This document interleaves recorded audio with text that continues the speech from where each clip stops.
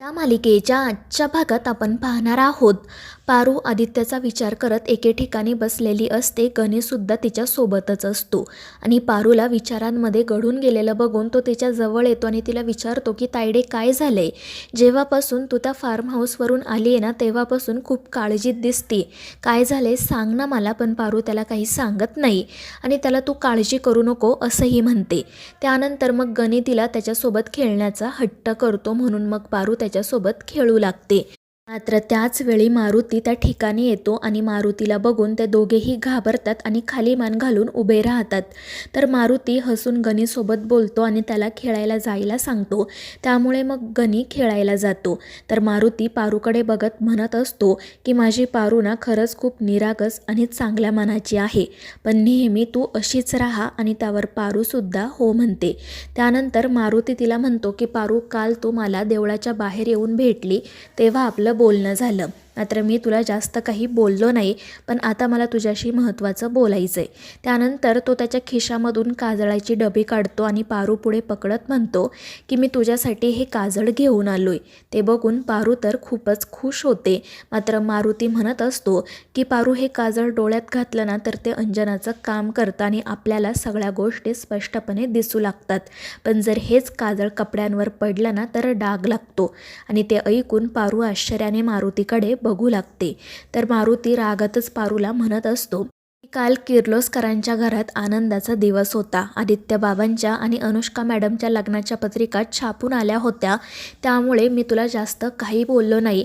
मात्र आता मला तुझ्याशी ना जरा व्यवस्थितपणे बोलायचं आहे. आणि मग तो पारूला म्हणतो की पारू तू निरागस आहे, मनाने चांगली आहे, सतत दुसऱ्यांना मदत करत असते, हे सगळं ठीक आहे. मात्र तू काय बोलते काय वागते याचा थोडा ना विचार करत जा. तुझ्यामुळे कोणालाही त्रास झालेला मी सहन करू शकणार नाही, एवढं लक्षात ठेव. कारण तू जे काही बोलतेस जे काही वागतेस ना त्यामुळे तुझ्या चारित्र्यावर डाग लागू शकतो.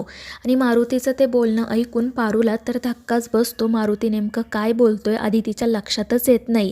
तर मारुती तिला स्पष्टपणेच सांगतो की आता यापुढे अनुष्का मॅडमसुद्धा किर्लोस्करांच्या घरात येऊन राहणार आहेत, त्यामुळे आपल्याकडून त्यांना कोणताही त्रास होणार नाही याची आपण काळजी घ्यायला हवी. तू जशी आजपर्यंत तुझ्या देवी आईंची सेवा केली ना तशीच यापुढे त्यांचीसुद्धा करायची हे लक्षात ठेव. आणि हे काजळ तुझ्या डोळ्यात घाल, म्हणजे मी जे काही बोलतोय ना ते आयुष्यभर तुझ्या लक्षात राहील. आणि मग तो रागातच तेथून निघून जातो. दुसरीकडे अनुष्का एक फोटो फ्रेम घेऊन आदित्यच्या खोलीत जाते. तर तिथे टेबलवर पारूने ग्लासात ठेवलेलं फूल ती बघते आणि वैतागून म्हणते की या आदित्यला काय भिकेचे डोळे लागलेत ना काय माहिती. आणि मग त्यानंतर तिने आणलेली फ्रेम ती टेबलवर ठेवते आणि ते ग्लास घेऊन तेथून जाण्यासाठी निघते. मात्र तितक्यात आदित्य तिथे येत म्हणतो की अनुष्का प्लीज ते टाकून देऊ नको. तर अनुष्का म्हणत असते की नाही आदित्य, मी हे फेकून देत नाही आहे, पण हे सुकलेलं फूल बघत बसण्यापेक्षा मी आणलेल्या फ्रेममधील ताजी फुलं तू बघत बस. आणि ते ऐकून आदित्य म्हणतो की नाही अनुष्का, पारूने आणलेलं फूल बघायचीच मला सवय आहे. आणि मग तो अनुष्काची फ्रेम बाजूला काढतो आणि पुन्हा पारूने आणलेला ग्लास आणि फूल त्या ठिकाणी ठेवतो. त्यामुळे अनुष्का खूप चिडते आणि रागातच तिने आणलेली फ्रेम पुन्हा पिशवीमध्ये ठेवते. तितक्यात तिला त्या ठिकाणी एक डायरी दिसते. अनुष्का ती डायरी वाचायला सुरुवात करते.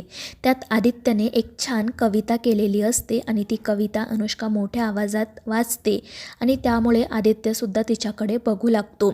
कविता वाचून झाल्यावर अनुष्का त्याला विचारते की आदित्य, ही कविता तू माझ्यासाठी बनवलीस का? तर आदित्य म्हणतो की नाही अनुष्का. त्यामुळे अनुष्काला वाईट वाटतं. तर आदित्य तिला म्हणत असतो की तुला बघायचं आहे का ही कविता मी कोणासाठी केली आहे ती.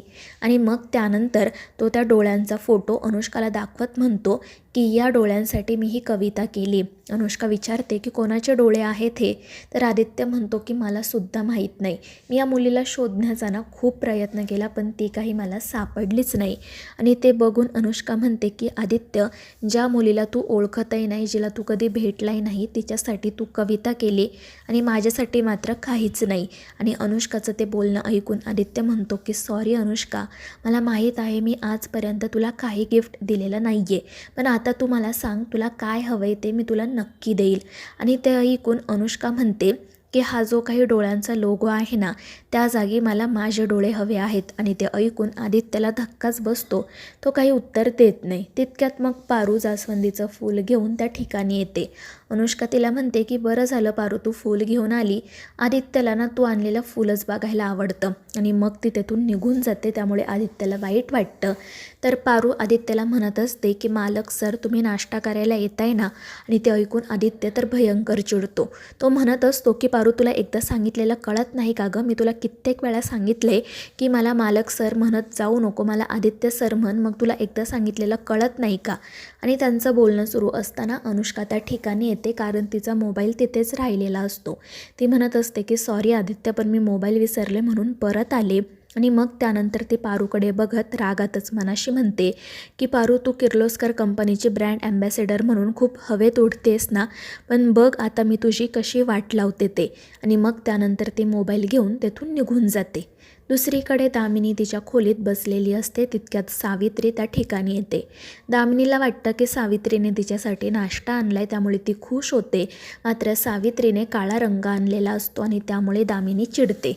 सावित्री तिला म्हणत असते की अहिल्या मॅडमने तुम्हाला हा रंग चेहऱ्याला लावून बाहेर यायला सांगितले.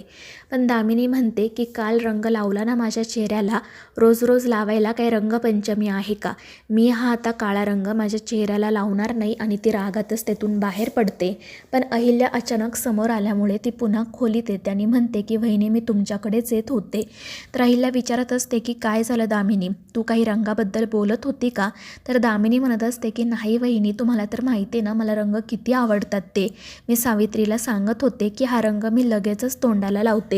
आणि मग नाईलाजाने ती तो काळा रंग पुन्हा स्वतःच्या तोंडाला लावून घेते. तर अहिल्या हसतच तिच्याकडे बघत असते. त्यानंतर अहिल्याचं लक्ष त्या काळ्या रंगामुळे खराब झालेल्या बेडशीटकडे जातं. ती दामिनीला म्हणते की असा गलिच्छपणा मला आवडत नाही. आत्ताच्या आत्ता ते बेडशीट तू स्वतः धुवायचं. आणि त्यावर दामिनी नाईलाजाने हो म्हणते आणि मग अहिल्या तेथून निघून जाते. दुसरीकडे अनुष्का आदित्यच्या केबिनमध्ये जाते की ते पुन्हा ती त्या डोळ्यांची फ्रेम बघते आणि ती डस्टबिनमध्ये फेकून देते.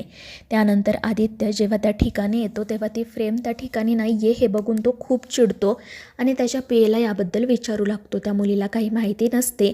मग अनुष्का त्या ठिकाणी येते आणि आदित्यला सांगते की ती फ्रेम मीच डस्टबिनमध्ये फेकून दिली, कारण आता यापुढे ना तुला फक्त माझे डोळे बघायचे आहेत. आणि ते ऐकून आदित्य तिच्यावर खूप चिडतो. तो म्हणत असतो की अनुष्का ही पर्सनल गोष्ट नाही आहे, तो कंपनीचा लोगो आहे. आणि एक गोष्ट लक्षात ठेव, आईने सांगितल्याशिवाय आम्ही या कंपनीत कोणतेही बदल करत नाही. आणि त्याचं असं बोलणं ऐकून अनुष्का खूप चिडते आणि रागातच बाहेर पडते. तर आदित्य डस्टबिनमधून पुन्हा ती फ्रेम बाहेर काढतो आणि जागच्या जागी ठेवतो. तितक्यात त्याला अहिल्याचा कॉल येतो आणि तिने ताबडतोब घरी बोलावल्यामुळे मग तो घरी जातो.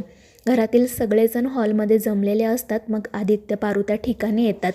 अहिल्या त्यांच्याकडे बघत म्हणत असते की कधीपर्यंत तुम्ही चुका करणार आणि आम्ही त्या निस्तरणार. आता खरंच तुमच्यापुढे काय बोलावं ना ते मला सुचत नाही आहे. आणि ते ऐकून सगळेजण घाबरतात आणि अहिल्याला काय झाले ते विचारू लागतात. तर अहिल्या म्हणत असते की कळेलच आता सगळ्यांना या दोघांनी काय केलंय ते. आणि मग ती सावित्रीला इशारा करते आणि मग सावित्री एक वस्तू त्या ठिकाणी घेऊन येते. ती लाल कापडाने झाकलेली असते आणि मग अहिल्या त्यावरील कापड बाजूला करते. तर त्यामध्ये आदित्य आणि पारूच्या 2 ट्रॉफीज असतात. ते कार्यक्रमाला जाऊ शकलेले नसतात, म्हणून त्या कार्यक्रमवाल्यांनी त्या ट्रॉफी घरी पाठवलेल्या असतात. आणि त्या बघून सगळेच जण खुश होतात. आणि मग अहिल्या स्वतःच्या हाताने त्या ट्रॉफी आदित्य आणि पारूला देते. सगळेजण त्यांच्यासाठी टाळ्या वाजवतात. अहिल्या अनुष्काला त्या दोघांचं औक्षण करायला सांगते. मात्र त्यावेळी अनुष्का रागातच पारूकडे बघत मनाशी म्हणत असते की पारू तू खूपच उडतीयस ना, पण लवकरच मी तुझे पंख छाटून काढणार. तर मित्रांनो, या मालिकेच्या पुढील भागांच्या अपडेटसाठी आपल्या चॅनेलला सबस्क्राईब करा.